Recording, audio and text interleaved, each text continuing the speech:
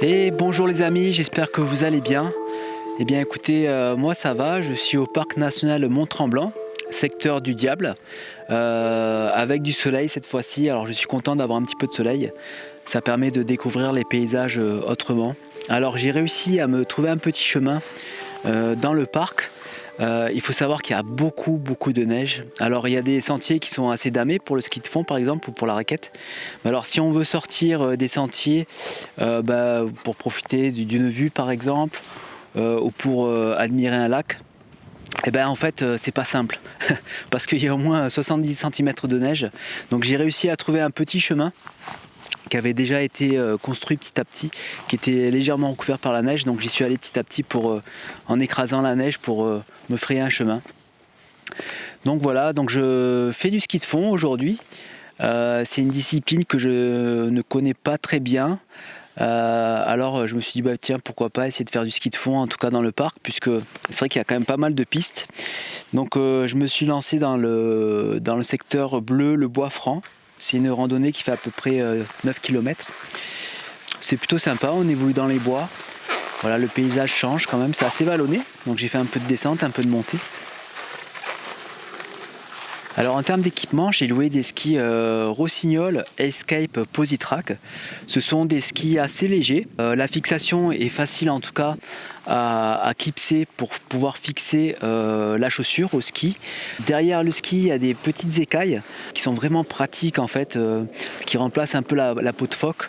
Ces petites écailles, elles permettent en fait à adhérer sur la neige lorsqu'il y a un peu de dénivelé positif. Pas trop qu'il y ait de dénivelé parce qu'après on a tendance un peu à glisser, mais bon, jusqu'à une certaine limite, on peut quand même adhérer assez facilement lorsqu'il y a du dénivelé positif. Après en termes de bâtons, j'ai eu les FT500, ce sont des bâtons Rossignol aussi, qui sont assez légers. C'est pratique parce qu'au niveau de la poignée, il y a un biseau en fait qui est assez pratique, puisqu'on peut poser son pouce en fait directement sur la poignée. Voilà, c'est plus facile en fait pour pouvoir se propulser. Je trouve que ça prend bien la forme de la main en tout cas au niveau de la poignée. Et ensuite en bas du bâton, on a une petite pointe, et à côté de la petite pointe il y a un petit caoutchouc noir qui est assez pratique parce que ça permet de ne pas glisser avec le bâton, parce que des fois quand on a tendance à se pousser avec le bâton et qu'on a un peu d'angle, la pointe a tendance un peu à partir, donc on perd son appui.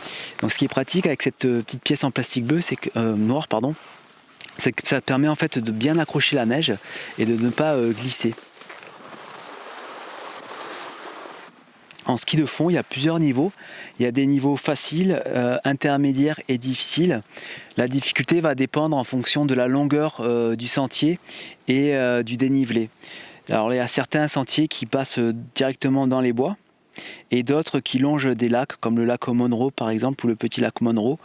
Il y a le lac Chat aussi qui est à voir. Il y a le lac du Brochet, le lac Poisson. Donc il y a beaucoup de lacs en tout cas à observer ici. Et de temps en temps, on peut y croiser aussi un chalet nature où on peut se réfugier, et se réchauffer.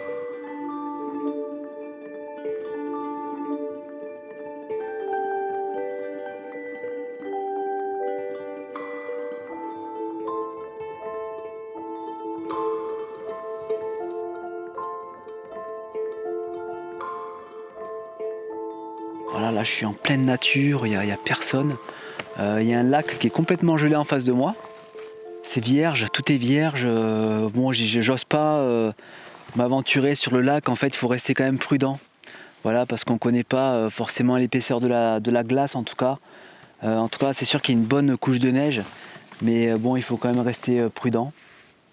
Voilà, après, on m'a dit qu'on pouvait observer des ours ici, mais bon, là, c'est pas trop la saison parce qu'ils sont en train d'hiberner.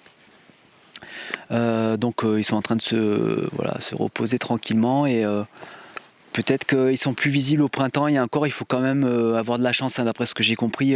J'ai discuté avec les personnes d'ici et ils m'ont dit que c'est quand même rare de pouvoir observer un ours brun en tout cas. Parce que les ours bruns sont très méfiants.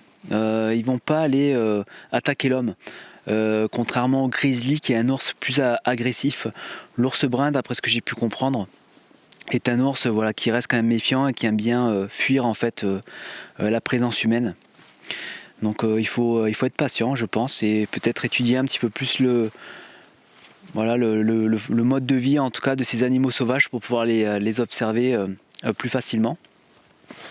Voilà les amis, merci d'avoir visionné cette vidéo. J'étais ravi en tout cas de vous faire visiter le parc national Mont-Tremblant en hiver, sous la neige, mais aussi au soleil. Voilà, il ne restera plus qu'à le découvrir au printemps, à l'automne et pendant l'été aussi. J'espère en tout cas vous faire découvrir le parc avec ses saisons. Voilà, donc si vous aimez la randonnée en raquette, si vous aimez le ski de fond, si vous aimez faire du vélo, camper, bivouaquer, faire des petits feux de camp, voilà, le parc est fait pour vous. Voilà, c'est vraiment immense. Le seul bémol peut-être, c'est que les chiens sont interdits. Voilà, pour ceux qui ont des animaux de compagnie. Malheureusement, on ne peut pas venir avec son chien. Mais sinon, voilà, il y a quand même beaucoup de possibilités. C'est à peu près à 2h30 de route de Montréal. Si les conditions sont bonnes, attention, enfin en hiver en tout cas. Voilà, bien, écoutez, merci en tout cas d'avoir visionné cette vidéo. Je vous dis à très bientôt. Salut, salut.